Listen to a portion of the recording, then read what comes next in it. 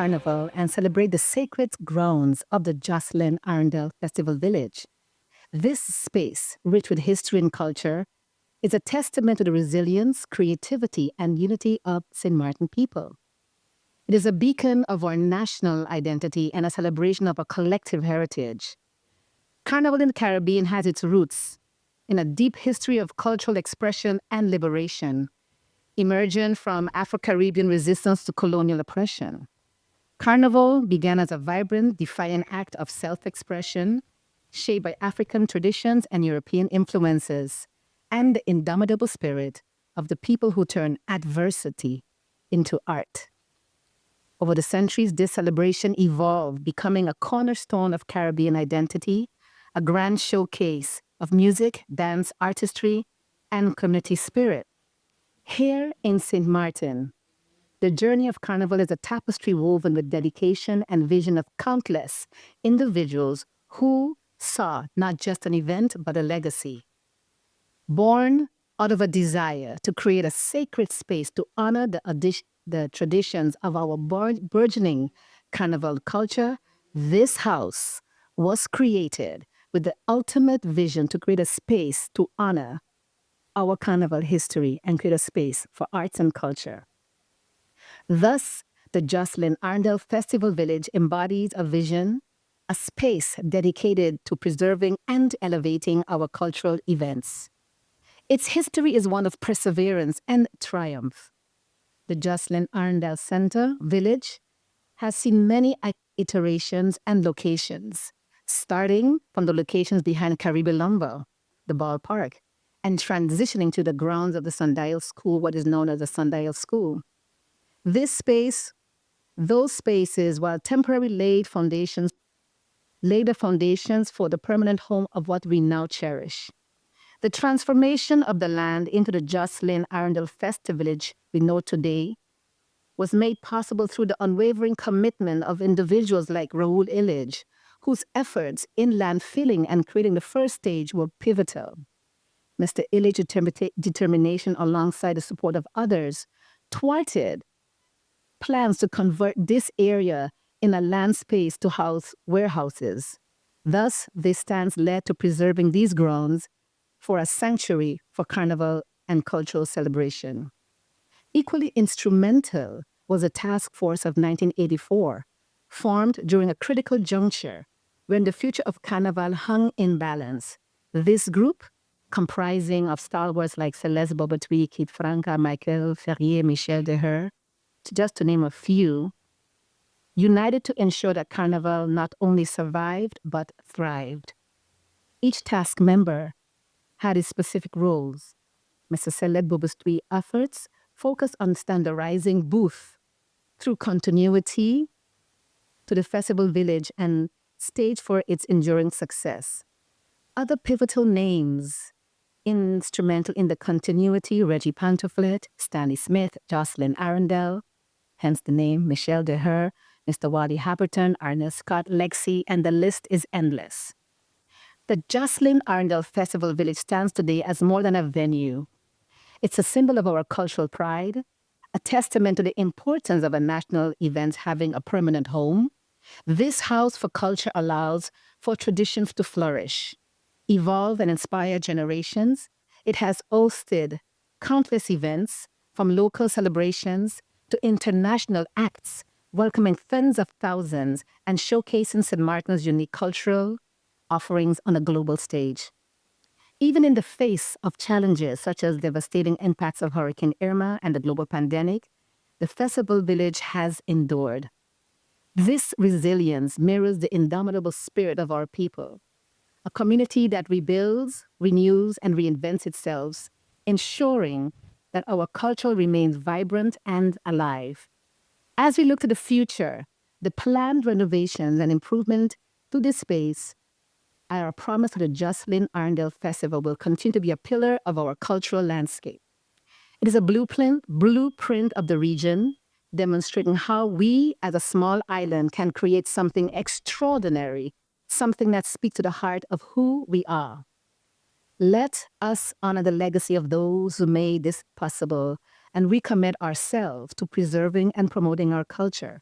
In doing so, we ensure that Carnival remains not just an event, but a profound expression of our identity, celebration of who we are, and what we aspire to be. Today marks a day. At the beginning, I lost hope because I went through the tendering process twice, winning them both, and we're here today. Finally, finally. Nevertheless, you can't cry over spilled milk. We're here today. Thank God for that. First off, I'll start by saying we're demolishing 13 booths, which will be fully renovated, reconstructed. Our booths will come into new renovation look, come up to new era, new big tiles, exhaust fan, new painting, upgrading of the stage, the roofing, and painting of the roof and painting of the booths, bring it up to shape. Furthermore,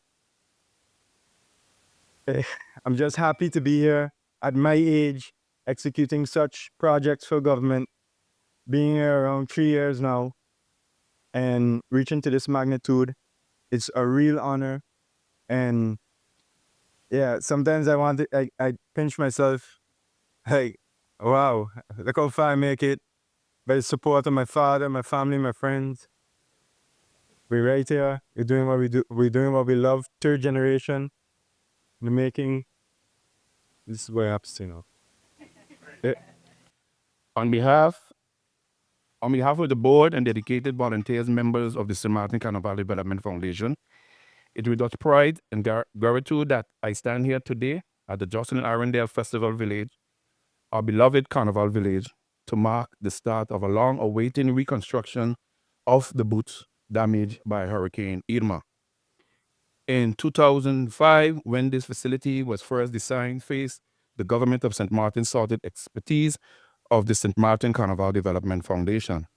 They recognize that the village is not merely a venue, it's a home, it's a site, tireless memories where a vibrant culture and tradition come alive each carnival season. It is a motherhood of tradition carnival that once stood here, built from wood and held love from each and every one of St. Martin people. Today, SCDF, rents this facility like everyone else. So getting those booths back online is a financial input to the SCDF. For this, the village holds special place in our heart. We are the biggest user and the soul in everything we do. In this foundation upon which we host a magic of St. Martin Carnival, the largest cultural event in the northern Eastern Caribbean. The venue deserves to shine, not to be bandaged or covered with flaws, but with a glorious and rivalrous look to see what this village can offer. Thanks to the dedicated of the Prime Minister, who had keep his word, reconstruction begins today. The work being undone, e.g. the part of the venue will be restored, and not only for us, but for the people of St. Martin, but also for thousands of visitors who comes here, especially for Carnival, on Mark Energy. It will be made a whole again. I would also like to acknowledge the contribution of the former president, Mr. Stuart Johnson, who ensured that the foundation always have a seat at the table to discuss a venue that was built in the image of Carnival. Stuart understood the importance of preserving the tradition while laying the groundwork for the future progress of that we depend and grateful for. Looking ahead, we, the SVA here, already awarded all our booths for Carnival 2025. This means Carnival is coming. We will have a full festival village, the largest outdoor restaurant in the Caribbean, ready to welcome locals and visitors alike. It was once again become vibrant space for food, music, culture, and togetherness. The great unfortunate experience that we are for now. This moment has been long to come. We are now looking forward to unveil and restore the festival village that honored the past while embracing the future. Together, let us ensure a space continue entertaining, connecting with uplift and our community.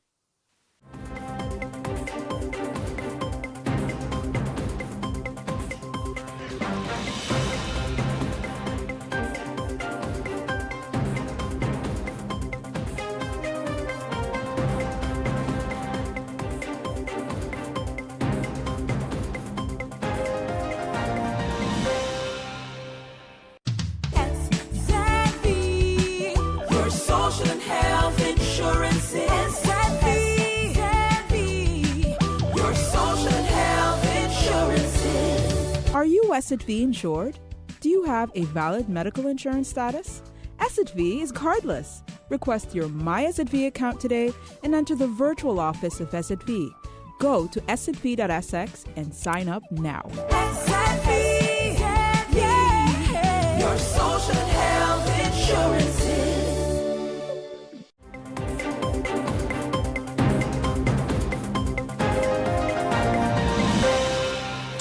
Our lack of affordable housing is of great concern, as I say. People deserve access to avenues for empowerment, and that's why I'm such a fan of bringing a development bank for country St. Martin.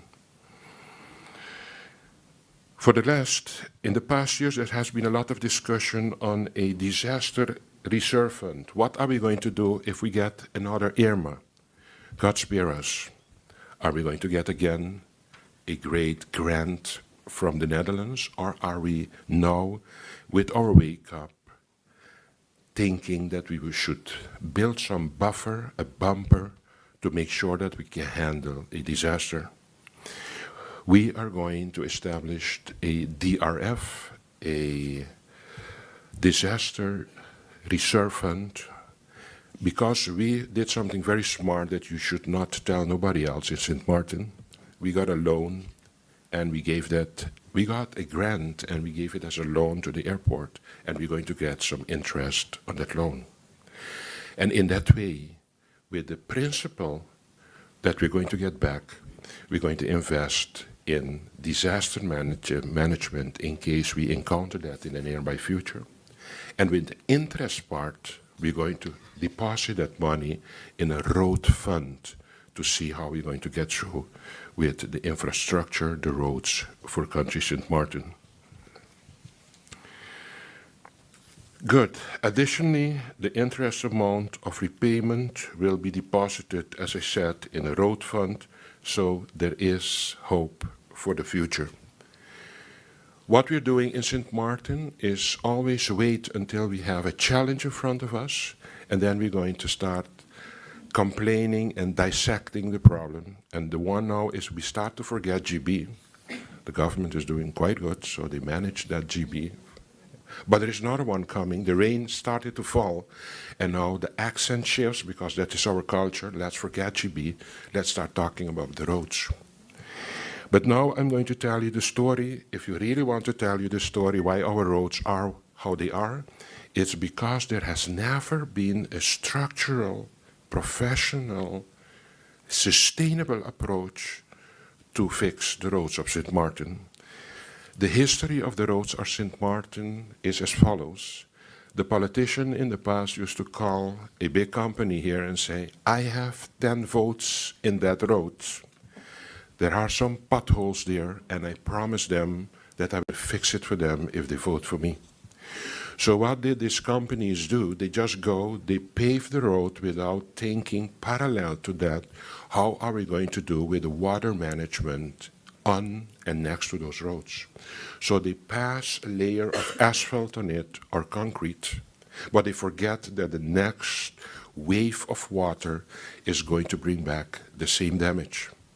So with our road fund now, if we get that capital power, we're going to do it different, we're going to do it more structural, and we're going to do it more comprehensive and holistic to see if we can bring more sustainability in the overused roads of St. Martin. We are completely aware, especially my government, for the infrastructure of our country. I must also take a moment to speak about my civil servants. Guys, we have to realize something. We don't have an optimal functioning government. It's not because we don't want, but we have to contest and compete with the private sector that pays much more for the civil than what we pay civil servants. The civil servants that work in government has never been motivated to be a civil servant because of the compensation of finance. They did it because they thought, I want to serve my country.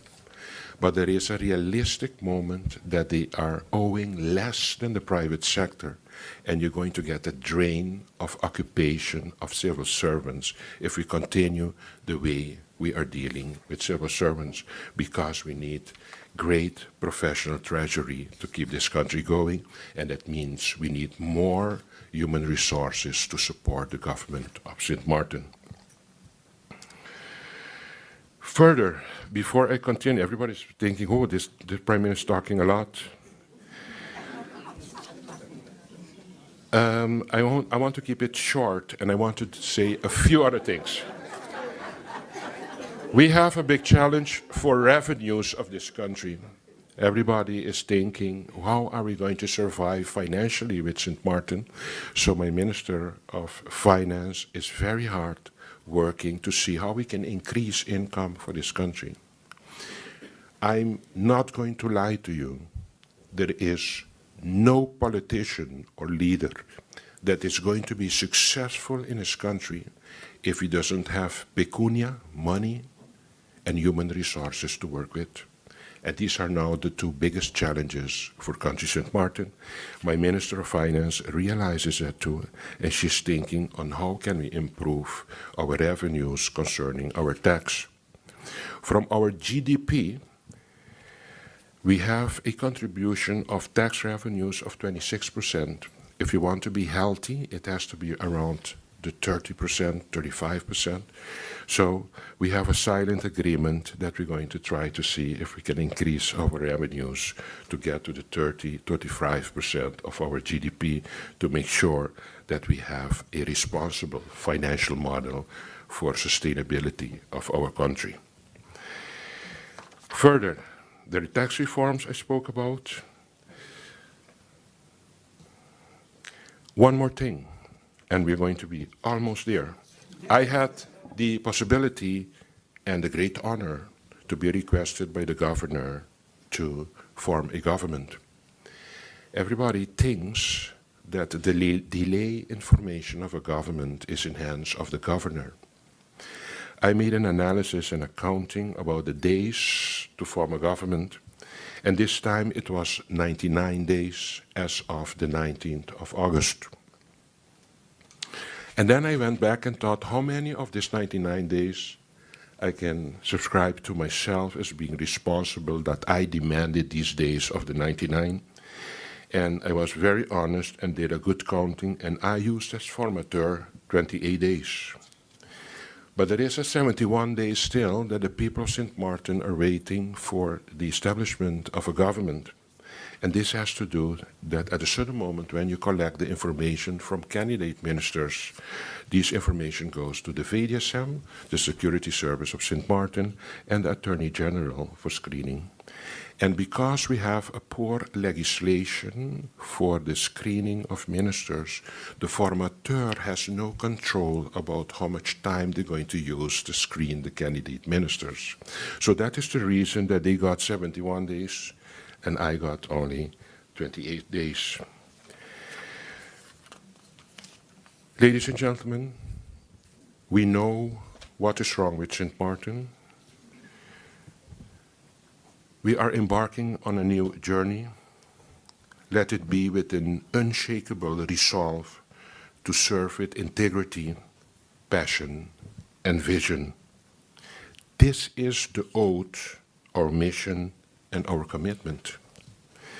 The people of St. Martin want and deserve integrity, honesty, tranquility, prosperity, hope, and trust. That's the only thing that the people of St. Martin want in this phase of their history. I do believe that the outcome of the elections of August 2024 has clearly expressed this desire of the people of St. Martin. I want to thank you, and may God bless St. Martin, and we are committing to make this St. Martin a beautiful, great place in the future. Thank you very much.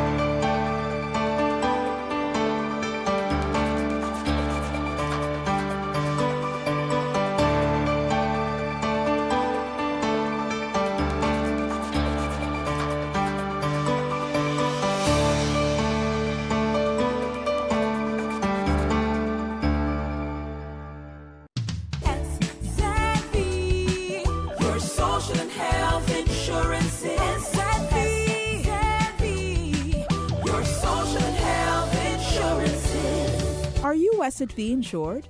Do you have a valid medical insurance status?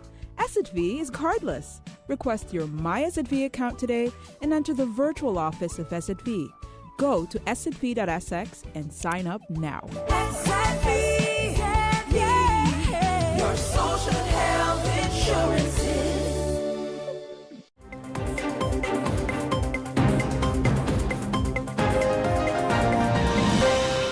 But Dr. Pierre talked to us about the prisoners, those at the Point Blanche house of detention, what's your success rate there?